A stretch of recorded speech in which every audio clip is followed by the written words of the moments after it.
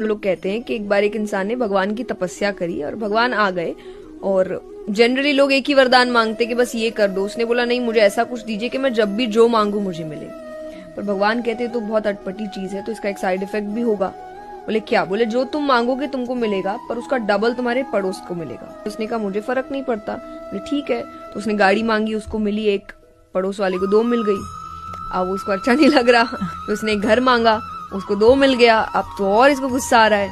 अब इसका ध्यान नहीं पड़ा कि इसके पास इसको एक ही चाहिए थी ना, एक मिल गई। इसको एक ही घर चाहिए था, तुमको 2 था, तुम 2 मांग लेते, पर उसको एक ही चाहिए था, मिल गया। तीसरी चीज वो सीधा मांगता है कि मेरी एक आंख फूट जाए। उसकी 2 फूटी, अब उसको खुशी हो रही है।